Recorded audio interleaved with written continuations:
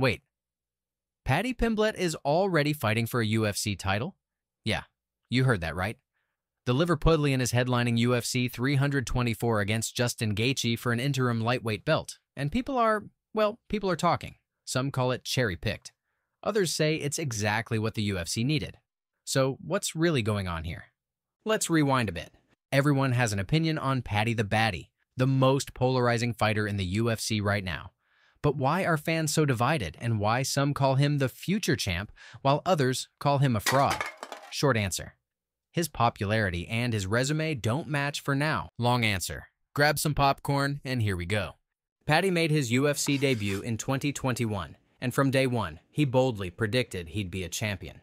Most people laughed. Some still are.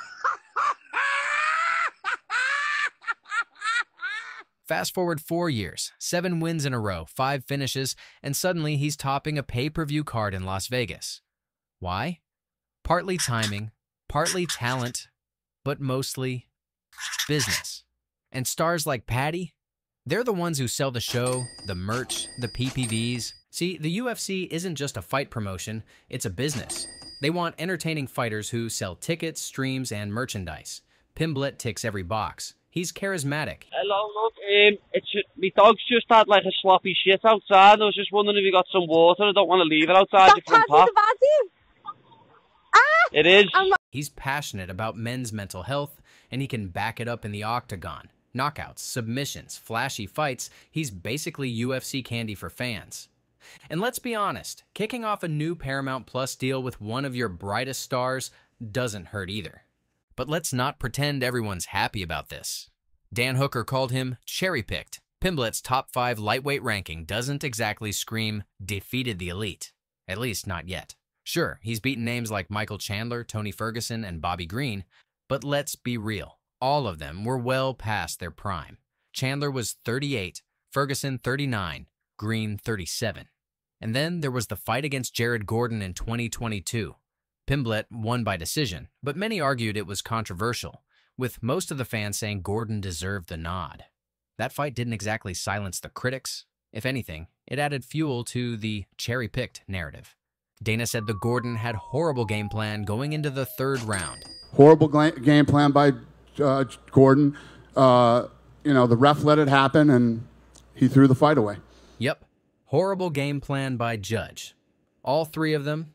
Critics point to the matchmaking like it's a carefully choreographed path to the belt, but Paddy says, "That's just, I'm used to it. I get on with it now.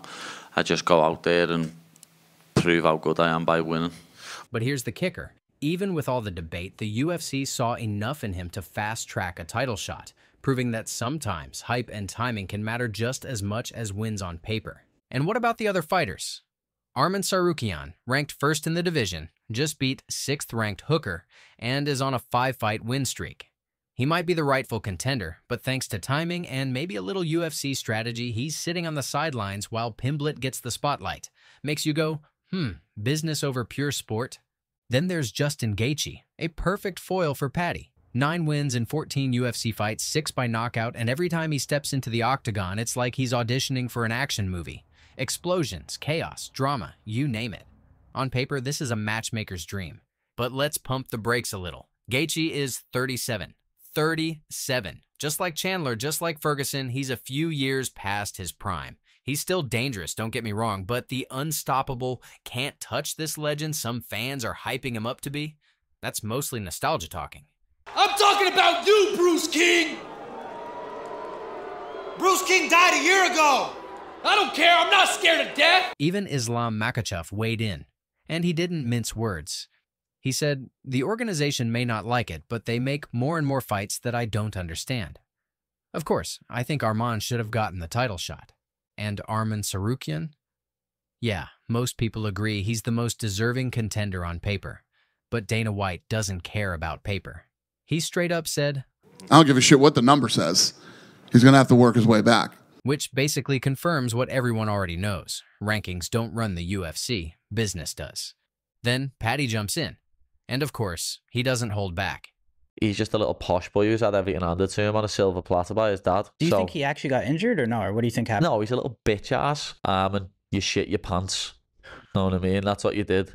and had shit coming down your leg. So this is why Paddy Pimblett is so controversial. It's not his fighting style. It's the matchmaking. It's the confidence, the trash talk, the fast tracking, and the fact that guys with deeper resumes are being told to wait while he gets the spotlight. And one last thing before we go. Remember, the UFC is a business first.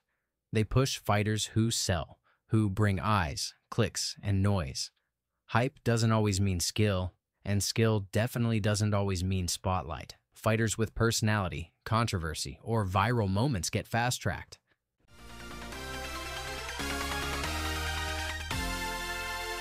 Will we remember Paddy as the fighter whose hype and ability are colliding at the same time like these killers I showed you? Whether he ends in gold or reality hitting hard, we will find out. Will he shock the world, or will Gaethje remind everyone why he's a legend? Drop your predictions and subscribe to MMA Explained. See you in the next episode.